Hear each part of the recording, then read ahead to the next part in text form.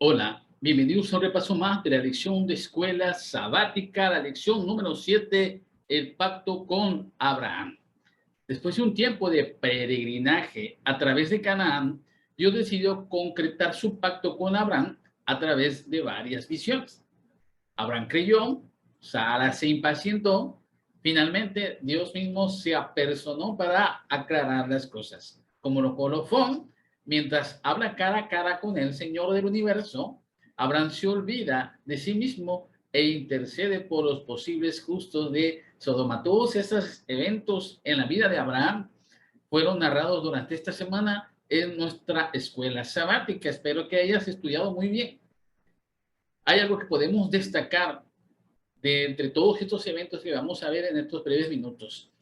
En primer lugar, la fe de Abraham, conocido siempre como el padre de la fe. Vemos que esta fe de Abraham, tal como se presenta en estos capítulos del libro de Génesis, vemos quizás un atisbo de duda y de incredulidad del padre de la fe. Qué increíble es pensar eso de un hombre que siempre hemos señalado como un ejemplo de fe. Sin embargo, Abraham, como nosotros, fue humano también. Y él, así como nosotros, también dudó de los designios divinos. Pero a pesar de todo eso, Dios estuvo siempre con Abraham y confirmó su pacto con él.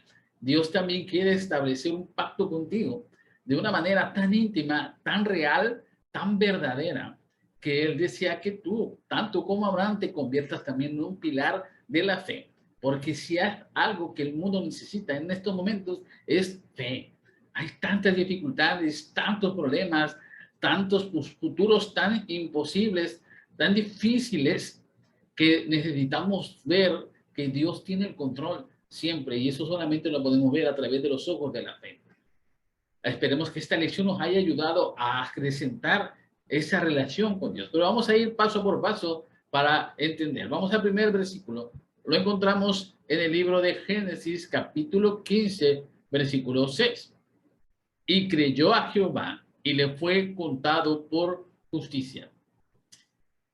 Cuando Abraham se encuentra nuevamente con Dios y le manifiesta sus dudas acerca de si él realmente iba a ser el padre de las naciones, porque esa promesa ya tenía tiempo que Dios se la había dado. Dios le asegura que un hijo suyo la heredará, y ese es Isaac. Abraham cree, y entonces hacen un pacto con Dios. ¿Ok? Se sacrifican animales, se colocan los animales en medio, se parten a la mitad, cruzan por ahí Abraham. Ese sacrificio de animales nos lleva hacia la proyección de lo que sería más adelante el sacrificio de Jesús en la tierra, el sacrificio de Cristo por nuestros pecados.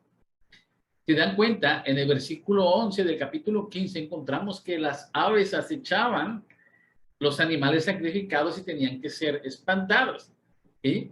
Eso era una promesa o una profecía mesiánica, pero hacia el futuro, ¿de acuerdo? Dense cuenta, el pacto con Dios de hacer una nación grande de la simiente de Abraham, Abraham no la iba a ver en el futuro inmediato. El que iba a cumplir esa promesa era el Israel de la cuarta generación, cuando Josué entra a poseer la Canaán prometida. Esa generación de Josué, esa generación que entró a poseer Canaán, incluso que ni Moisés pudo entrar, esa generación cumplía la promesa que Dios había establecido con Abraham. ¿Okay? Abraham iba a descansar, pero la promesa llegaría a su cumplimiento en el pueblo de Israel con Josué. ¿Okay? También vemos en el versículo 17 que hay una antorcha de fuego que pasa por ese lugar. Esa antorcha de fuego simbolizaba que Dios se compromete a cumplir sus promesas. que no las veamos de manera inmediata no significa que Dios no las va a cumplir. Eso es algo que la lección nos dejó muy en claro, que a pesar de que Abraham no veía a esa simiente gigantesca que él había recibido como promesa, sí Dios iba a cumplir su promesa. ¿Okay? No pensemos nunca que cuando nosotros entramos en una relación con Dios y Él nos promete algo, y no lo vemos en el inmediato, no lo vemos en el momento, no pensemos que Dios nos está fallando. Eso es algo que la debilidad humana o que la duda humana siempre tiene presente, ¿de acuerdo? Dios ha prometido algo para tu vida. Dios lo va a cumplir, no dudes jamás de Él, porque eso es lo que el Señor quiere, que tú aprendas a tener esa paciencia y esa fe en Él. También en el versículo 18, por ejemplo, se dan los límites de la tierra prometida. Y hacia el futuro, la promesa final o la promesa total de ese pacto de Dios con Abraham se va a llegar a cumplir en la tierra prometida. Cuando nosotros, esta tierra sea restaurada por Dios y se convierta en el nuevo Edén para el ser humano. Todas esas promesas que quizás Abraham no alcanzó a comprender, nosotros a la luz del pasado podemos proyectarlas también en nuestro presente y hacia nuestro futuro. Así que el Señor nunca va a dejar de cumplir su promesa. ¿Okay? Eso tenlo muy en claro. Quiero que me acompañen al siguiente versículo, por favor. Vamos ahora a Génesis capítulo 16, versículo 2. Dice aquí, dijo entonces Sarai a Abraham, ya ves que Jehová me ha hecho estéril, te ruego pues que te llegues a mi sierva, quizás tendré hijos de ella. Y atendió Abraham el ruego de Sarai. Qué increíble es que estos dos, este matrimonio que había sido tomado por Dios y que ellos se habían aceptado desde la primera promesa que le dio de salir de su parentela, de ir hacia Canaán. Desde ese momento ya ellos ya estaban sellados con esa relación íntima con Dios. Qué increíble es que ellos hayan dudado de tal manera que en este caso Sarai, la esposa de Abraham, quiere ayudar a Dios en el cumplimiento de su mismo pacto. Y entonces ofrece a Agar. El ofrecer a su sierva era algo muy común en los pueblos o en la cultura del tiempo de Abraham. Así que esa forma de actuar de Sarai, que refleja sin lugar a dudas, sin lugar, ¿cómo podríamos decirlo? Una falta de confianza en Dios. Y lo más increíble no es tanto la falta de confianza de Sarai, la falta de confianza de Abraham. ¿Y a qué nos recuerda esto? Hizo un paralelismo, la escuela sabática, con lo que sucedió en el Edén con Adán y Eva. Así como Eva dudó y comió el fruto prohibido, se lo ofreció a su esposo, que ni siquiera cuestionó. Lo mismo sucedió con Sarai y con Abraham. Ella ofrece a su sierva, le ruega que la tome y Abraham acepta su ruego y toma a su sierva, por el cual nace Ismael, que en este caso Ismael sería también una protección, idea protegido por Dios, ¿de acuerdo? A pesar de que no era el plan de Dios, no era la parte espiritual del pacto de creer en Dios, de creerle a Dios. A pesar de que ellos dudaron, el Señor no los desechó, sino que al contrario confirmó su pacto con él. ¿Ok? Aún hoy en día, los habitantes de Canaán siguen sufriendo las consecuencias de este error. Todos los descendientes de Ismael, que según el registro bíblico, son los que dan parte a las tribus que habitan en las tierras de Irán, de Irak, las religiones musulmanas, por ejemplo, se deriva precisamente de Ismael, los árabes, ¿ok? Y los judíos de Isaac. Entonces, estos conflictos que siempre han existido entre estas dos corrientes son producto de esa duda de Sarai, ¿ok? Dios muestra su amor incluso aún en las decisiones incorrectas. Y esto es algo que nos debe de dar mucha esperanza, porque si nosotros pudiéramos decir que siempre tomamos decisiones correctas, estaríamos mintiendo. El 90% de nuestras decisiones son incorrectas. Fallamos una y otra y otra y otra vez, fallamos a Dios una y otra vez. Y a pesar de que le fallamos y nos damos cuenta de nuestro error, y aunque pensemos que el Señor ya nos debería desechar, Dios sigue teniendo misericordia con nosotros, ¿ok?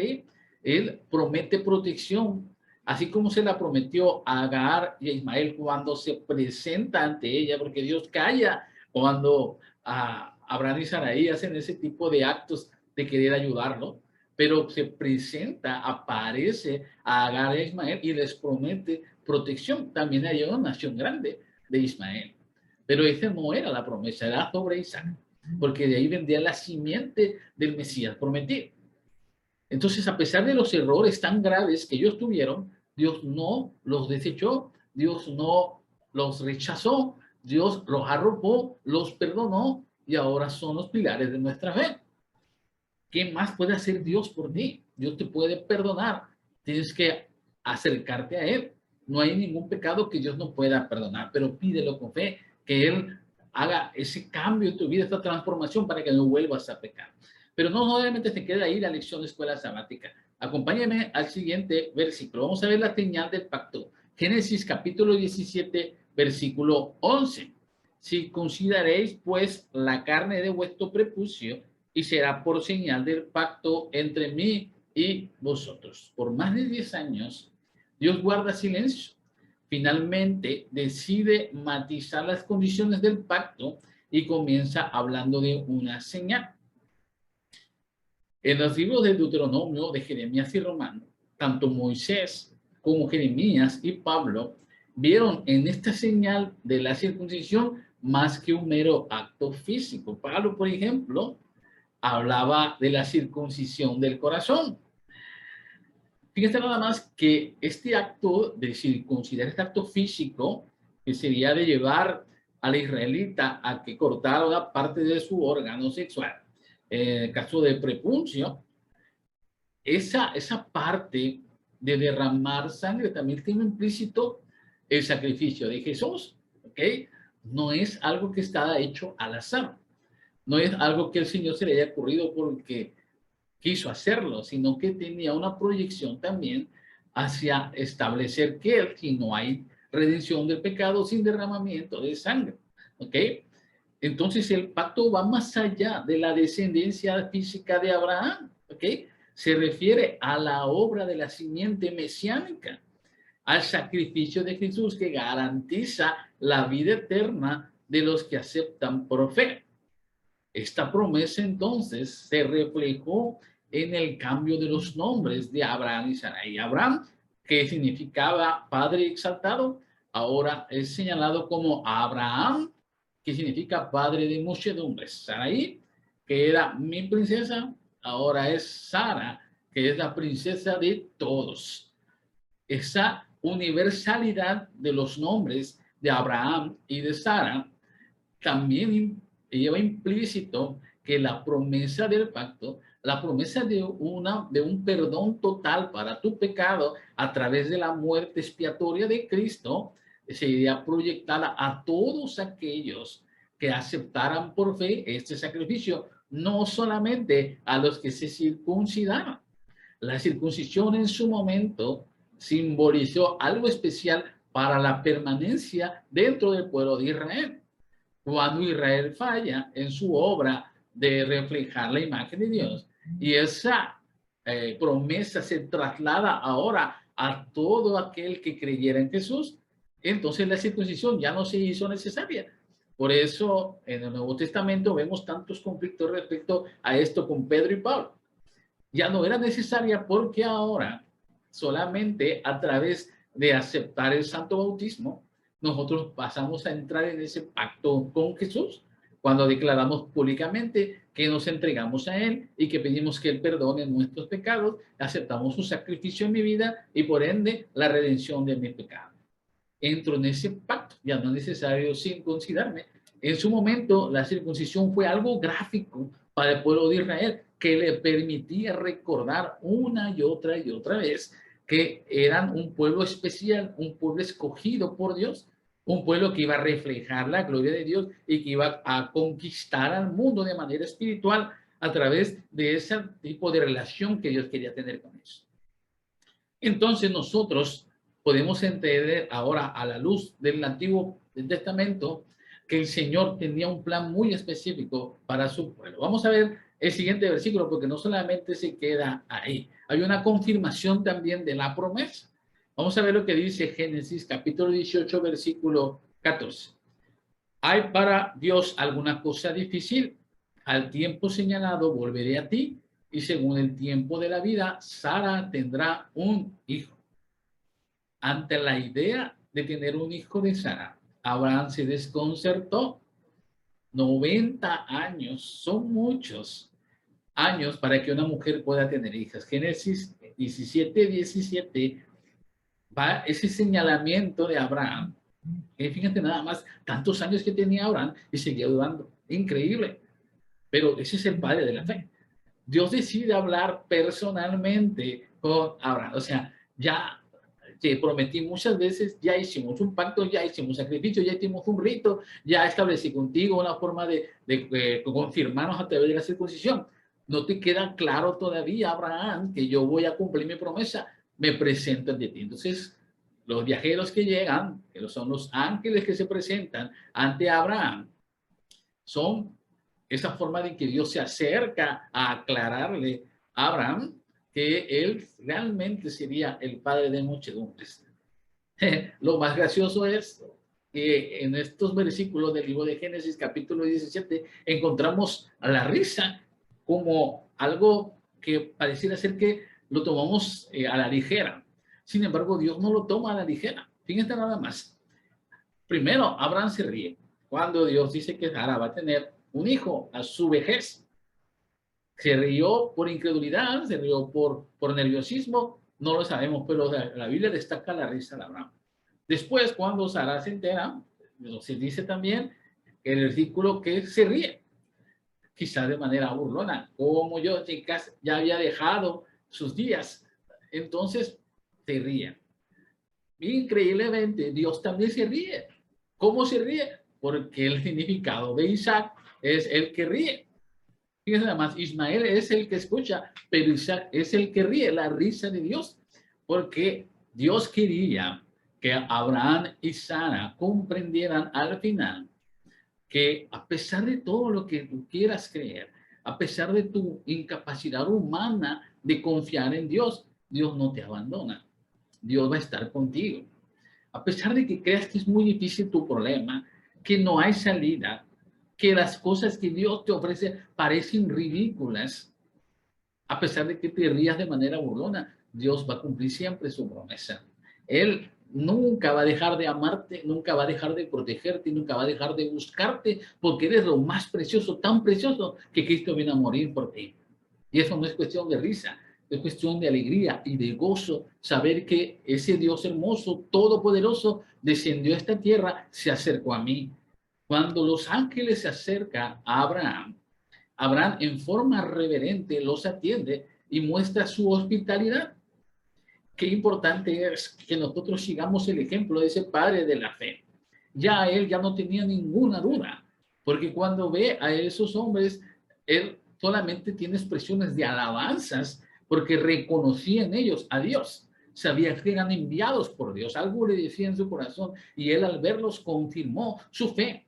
Estos hombres son siervos de Dios. Es el mismo Dios que se ha acercado a mí, a este siervo pobre, dudoso, inútil, malo. Ahora estoy frente a la presencia de Dios y eso confirma que Dios me ama profundamente y lo que me ha dicho es cierto. Ya no tendría más dudas jamás. Entonces, la forma en que trata a estos hombres, les lleva comida, les limpia los pies, les ofrece su casa, es una forma en que nosotros también deberíamos de vivir la vida cuando compartimos con otras personas las bendiciones de habernos redimidos por nuestros pecados. La forma en que vivimos y nos trasladamos hacia ayudar a otros, a compartir con otros el evangelio, a compartir con otros lo que tenemos, así sea poquito, hermanos, así sea mucho, no importa. Cuando tú tienes el deseo de ir con otros que son menos favorecidos que tú y mostrarles esa misericordia, tú estás confirmando el pacto con Dios también. Porque ese corazón transformado te lleva a tener misericordia con los demás. Durante la conversación de estos hombres con Abraham, Sara oye la promesa directamente de Dios. Sara cree, Abraham cree Y Dios realmente, al nombrar a Isaac, ese hijo, confirma esa relación con ellos.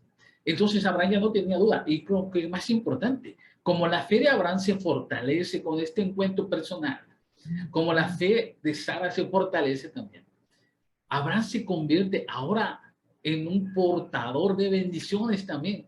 Qué increíble es que la lección de escuela sabática nos lleva a conocer que cuando tú tienes una relación íntima con Dios, cuando tú has aceptado su perdón, cuando tú aprendes a vivir con ese perdón y compartir con otros las bendiciones que recibes de Dios, tú te conviertes en un intercesor también por esos hombres. No te digo que tú vas a perdonar su pecado, sino que les vas a mostrar que hay un Dios perdonador que puede hacer un cambio en sus vidas de manera fundamental. Entonces vemos que el siguiente pasaje bíblico en la vida de Abraham es una intercesión por su sobrino. Vamos a ver lo que dice, por favor, el versículo de Génesis 18:25. Lejos de ti el hacer tal que hagas morir al justo con el impío, y que sea el justo tratado como el impío, nunca tal hagas. El juez de toda la tierra no ha de hacer lo que es justo. Estas palabras de Abraham hablan de una madurez espiritual muy grande, ¿okay? Hablan de que conforme tú vas creciendo en el camino de la fe, llegas a un punto en el cual te conviertes en un portador de las buenas nuevas de salvación con autoridad. Abraham está cuestionando a Dios, va a destruir Sodoma y Gomorra, donde está su sobrino Lot y toda su familia. Y él empieza a negociar con Dios, ¿se imaginan? Negociar con Dios. Le dice, si hay 50 justos, lo vas a destruir. Dios dice, no, si hay 50 justos, no. Pero si acaso hay 40, si hay 26, 30, si hay 25, si hay 20, es más, si hay 10, Dios dice, si hay 10 justos en Sodoma, yo voy a detener mis juicios sobre ellos. Abraham quiere interceder ante esas personas impías, porque Abraham sabía que aunque la decisión de Lot de ir hacia la llanura de Sodoma y Gomorra acercaba a esas ciudades, sabiendo que esas ciudades eran impías, eran llenas de pecado, eran llenas de blasfemias, de tantas cosas malas. Lot decidió ir hacia ese lugar, acercarse hacia esa zona, casó a sus hijas con hombres de ese lugar. A pesar de todo eso, de que Dios sabía que Lot había decidido mal y que el lugar en el que estaba no era digno, no era justo, Lot intercede por esas personas. Digo, Abraham intercede por esas personas también. Hace esta pregunta. Tú estás orando cuando viene una solicitud de oración, a veces en los grupos de WhatsApp, o a veces en la iglesia, o a veces alguien te invita a que ores. Tú dices, yo conozco a esa persona, yo conozco a ese enfermo, yo sé ese hermano cómo está sufriendo, voy a orar por él. Pero te has puesto a pensar, ¿has orado por aquel que le hizo daño a esa persona? ¿Has orado por el ratero que te robó, por el asesino de familiar, por el asesino de alguien, de la persona que está en la cárcel, quizás ahorita cumple una condena? ¿Has orado por esa persona? Esas personas también merecen misericordia. Esas personas también son hijos de Dios, con malas decisiones, con una vida pecaminosa, pero hijo de Dios al fin, como tú, que te consideras justo. Este cambio de actitud en Abraham es muy importante. Cuando nosotros empezamos a caminar con Dios, llegamos al punto de conocerlo de manera tan íntima que ya no podemos dejar de pensar como Él, de hablar como Él, de ser como hace Jesús también. Jesús amaba a los pecadores de manera profunda, aún en la cruz, aún cuando sus asesinos, sus verdugos, Dios, Jesús exclamó, perdónanos porque no saben lo que hacen. Ese sentimiento y esa relación tan íntima de Jesús con su Padre es la misma que tú deberías de experimentar con Él. Y ese sentimiento de perdón, que es muy difícil, porque estamos hablando a personas, a seres humanos débiles. Es muy difícil pedir por aquellos que no hacen daño, pero Dios quiere que hagas eso también. Al final, en Sodoma y Gomorra no había ni 10 justos. Si hubiesen habido 10 justos, Dios perdona a todo ese pueblo, a toda esa nación, a todas esas ciudades. Pero no había ni 10, solamente 4 fueron salvados. Y de esos 4, solamente 3 sobrevivieron. La destrucción de Sodoma es un símbolo también de la destrucción final de los impíos. Tú tienes que orar, tienes que pedir por esas personas. Al final ellos van a decidir y Dios va a ejecutar sus juicios. Pero en estos momentos que la puerta de la gracia está abierta para todos, tú deberías estar orando por ellos. Te voy a leer algo que dice aquí el Espíritu de Profecía. Fíjense nomás. En El Conflicto de los Siglos, página 615. A menudo suele haber ángeles en forma humana en las asambleas de los justos y visitan también la de los impíos, como lo hicieron en Sodoma, para tomar nota de sus actos y para determinar si excedieron los límites de la paciencia de Dios. El Señor se complace en la misericordia, así que por causa de los pocos que le sirven verdaderamente, mitiga las calamidades y prolonga el estado de tranquilidad en las multitudes. Fíjense nada más, aquí hay una pregunta que me gustó mucho. Algunos argumentan en contra de la idea de que Dios castigará a los perdidos, diciendo que este acto iría en contra del amor de Dios. Nosotros que creemos que Dios efectivamente castigará a los perdidos, ¿cómo respondemos al argumento de que Él no los castigará? En este momento nosotros podemos hablar abiertamente de que Dios ha establecido un perdón universal. Todos aquellos que se acercan a Jesús son perdonados de sus pecados. En este momento, la puerta de la gracia está abierta, de par en par. Si hay un impío que se arrepienta, para eso es suficiente para que Dios no ejecute todavía sus juicios. Si hay todavía la oportunidad de que uno más de esos asesinos, de esos violadores, de esos malos, cambie, Dios sigue deteniendo su juicio sobre esta tierra. Porque Dios ama profundamente al ser humano. Dios no quiere destruir su creación, nunca lo ha querido hacer. Sin embargo, va a llegar un punto en el límite, como sucedió en Sodoma y Gomorra, como sucedió en los tiempos de Noé, en que era tanta la maldad que los mismos justos estaban en peligro de o ser desaparecidos por los impíos o volver a esos caminos de los cuales habían salido. Entonces, para que no sucediera eso, Dios termina exterminando a todos esos impíos que ya tuvieron muchísimas oportunidades de obtener la redención y obtener el perdón. Dios nunca va a ejecutar sus juicios sin antes extender su misericordia por nosotros. Entonces tenemos que seguir orando por ellos porque todavía podemos salvar a uno más. Los dejo con este mensaje final de Obras Evangélicos, Hebreos Evangélicos, página 273. La fe consiste en confiar en Dios, en creer que nos ama y sabe lo que es mejor para nuestro bien. Así, en vez de nuestro camino, nos induce a preferir el suyo. En vez de nuestra ignorancia, acepta su sabiduría.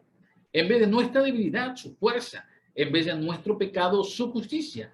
Nuestra vida, nosotros mismos somos ya suyos. La fe reconoce su derecho de posesión y acepta su bendición. Al final de la historia de Abraham, encontramos un hombre fuerte en su fe, un hombre espiritual, un hombre que se convertiría en un pilar que hasta ahora sigue siendo reconocido como el gran patriarca del pueblo de Israel, el enorme padre Abraham.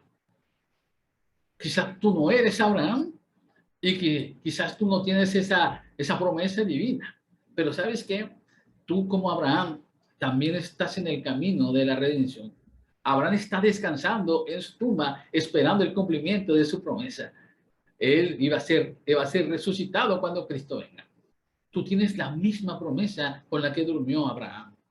Vas a poder descansar, pero en este momento tienes que aceptar a Jesús como tu Salvador personal, predicar esta gran verdad, orar e interceder por aquellos que todavía no lo han aceptado, levantarte y mostrarles a otros a través de tu fe con tus obras que el Señor viene pronto. Si tú quieres hacer esto, si quieres unirte a este reto, vas por buen camino. El Señor está haciendo maravillas en tu vida y está fortaleciendo tu fe. Va a haber un momento en que esta tierra va a ser conmovida. Y entonces nosotros nos mantendremos fieles y de pie porque estaremos cimentados sobre las rocas que es Cristo Jesús. Que el Señor te bendiga y que tengas un muy feliz sábado.